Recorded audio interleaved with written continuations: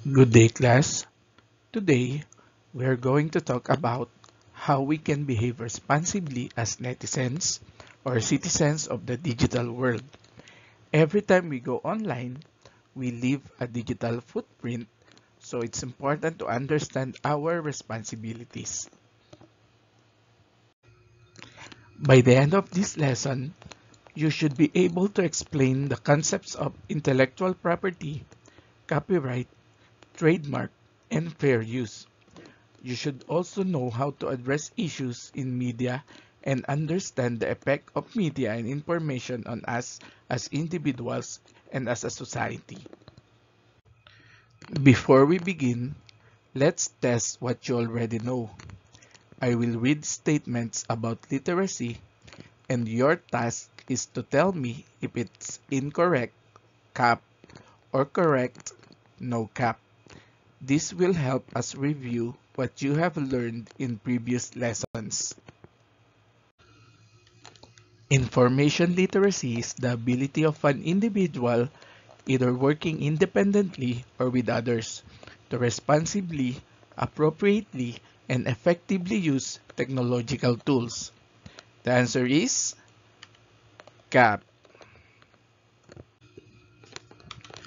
Media literacy is the ability to access, analyze, evaluate, and create media in a variety of forms. The answer is no cap. Color, design, and symbols are examples of codes and conventions in media. The answer is no cap. Technology literacy is the ability to recognize when information is needed and to locate, evaluate, and effectively communicate information in its various formats. The answer is CAP. Verifying the content of a media using other sources is one way of assuring the reliability of media sources. The answer is no cap. One important part of being a responsible netizen is understanding intellectual property. This includes copyright, fair use, and trademarks. These are laws and rules that protect the rights of creators and companies. Copyright or author's right is a legal term used to describe the rights that creators have over their literary and artistic works. It also gives creators the rights over their work like books, music, films, and artwork. For example, a song by your favorite artist is protected by copyright. You can't just copy or repost it without permission. When we use content online, we have to respect copyright, but there are times we can use them under what we call fair use. Who is a copyright owner? We are all copyright users. We are all copyright owners. How long does copyright protection last? Under the current law, works created on or after January 1, 1978 have a copyright term of life of the author plus 70 years after the author's death. What is fair use? Fair use is copying of copyrighted material done for a limited and transformative purpose, such as to comment upon, criticize, or parody a copyrighted work. Such uses can be done without permission from the copyright owner. Fair use allows us to use copyrighted material for limited and transformative purposes, like making a parody, critique, or commentary. But this doesn't mean we can use anything freely. We still need to follow the rules. The question is, how do I get permission to use somebody else's work? You can ask for it. If you know who the copyright owner is, you may contact the owner directly. What is a trademark? A trademark is a word, a group of words, sign, symbol, logo, or a combination thereof that identifies and differentiates the source of the goods or services of one entity from those of others. A trademark is something that identifies a brand, like a logo, a slogan, or a symbol. So here are the examples. So this is the logo of McDonald's. This is an example of trademark. Next one, this is a logo of a luxurious car brand, Mercedes-Benz. And this is a logo or a trademark of a luxury watch, which is the Rolex. So whose trademark is this? Just do it. The answer is Nike. How about this? The happiest place on earth. The answer is Disneyland. Last example is finger licking good. This is the trademark of KFC. So the question is, can you copy them? No. These trademarks cannot be copied by other companies because they represent identity and originality, which is very important. When can I use works that are not mine? You can't use someone else's work without permission. Only the person who holds the copyright in a work can give you permission to use it. Media and information affect society in many ways. Some of the issues we'll discuss include netiquette, the digital divide, internet and computer addiction, cyberbullying, and the idea of the virtual self. Let's go through them one by one. What is netiquette? Netiquette is the rules of conduct for respectful and appropriate communication on the internet. It means online etiquette, or it comes from the word internet and etiquette. It is how to communicate respectfully and properly on the internet. The digital divide refers to the gap between people who have access to technology and the internet and those who do not. This is a big issue because it creates inequality in education, jobs, and opportunities. So what are the examples of digital divide?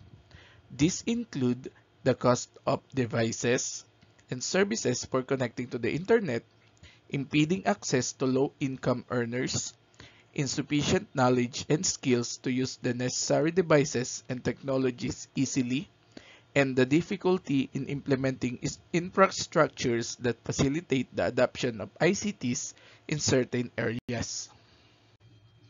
Another problem is internet and computer addiction. It is the excessive or poorly controlled preoccupations, urges, or behaviors regarding computer use and internet access that lead to impairment or distress. This happens when people spend too much time online to the point that it affects their studies, health, and social life. There's also an internet addiction disorder, also known as problematic internet use or pathological internet use. It is a problematic compulsive use of internet, particularly on social media, that impairs an individual's function over a prolonged period of time. So what are the symptoms of internet addiction? So inability to stop. You can cut back on your internet use or checking your phone even after several attempts. Withdrawal symptoms. You feel restless, moody, depressed, or irritable when you attempt to stop or cut down internet or phone use. Digital around the world in 2019.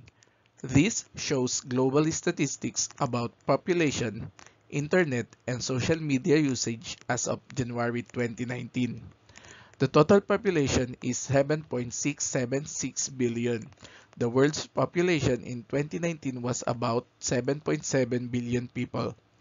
Urbanization rate is 56%. More than half of the world lived in cities where access to internet and technology is usually higher.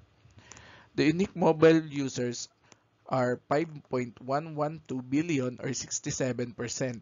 67% of the world's population owned or had access to a mobile phone. This shows how important mobile technology has become, even in developing countries. Number 3 is the internet users, which are 4.388 billion or 57% of the world's population had access to the internet in 2019. This means more than half the world was already online, but nearly half still had no access, or what we call the digital divide.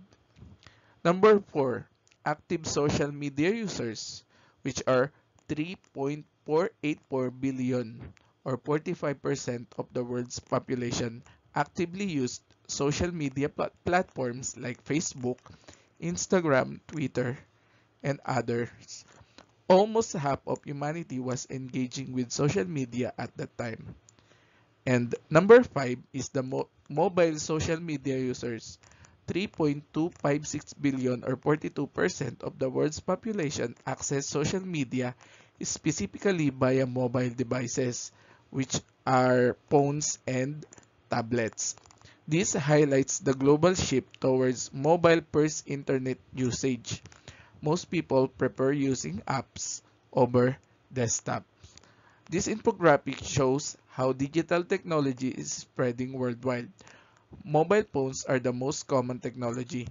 Internet and social media use were already mainstream by 2019. Almost half of the global population was connected, but there was still a significant gap between those with access and those without. Now let's have the data of the most used social media platforms in the Philippines in 2024. The chart shows the percentage of internet users ages 16 to 64 in the Philippines who use each social media platform monthly. So what are the key points from the data? Facebook is the most widely used platform in the Philippines with 94.6%. Almost all internet users in the age group are active on Facebook. It remains dominant for social interaction, news, and entertainment. Next is the Facebook Messenger, where in second place, showing that Filipinos not only use Facebook but also rely heavily on Messenger for communication. So next is the TikTok, which is very popular, especially among younger users. It shows the growing influence of short-form video content in the country, followed by Instagram with 72.5%.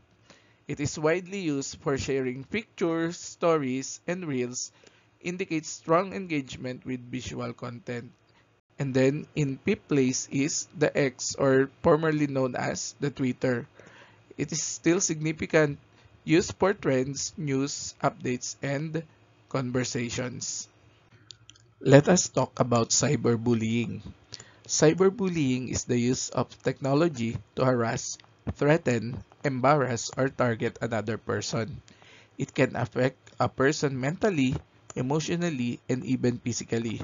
To stop it, we need to speak up, report it, and manage our privacy online. Cyberbullying can affect us mentally, emotionally, and physically. Mentally is when we feel upset, embarrassed, stupid, even afraid or angry. Emotionally, when we feel ashamed or losing interest in the things we love or you love. And physically is when you feel tired, loss of sleep, or experiencing symptoms like stomach aches and headaches. How to stop cyberbullying? First, talk to someone. Notify your advisor, manage privacy settings online, limit access to technology, don't respond or retaliate, and block the bully. What is virtual self? It is a digital identity or assumed identity in the virtual world. Each of us also has a virtual self, the way we present ourselves online. Sometimes it's different from our real self. Think about this. How similar is your online identity to your real-life identity? How similar is your virtual self to your physical self? Class, think about the way you present yourself online. On Facebook, TikTok, or Instagram, do you look and act the same way as you do in real life? Or do you show a different version of yourself? So let us define what is virtual self and what is physical self. Physical self is who you really are in real life, how you look, act, and interact face to face. Virtual self is the way, the identity you create online. Your profile picture, post, comments, selfies, and even the way you chat or game or play. So, someone might be shy in person but outgoing and talkative online. A person might use filters or edit photos to look different online. On social media, we often show our best version, achievements, fun moments, selfies, but not always the struggles.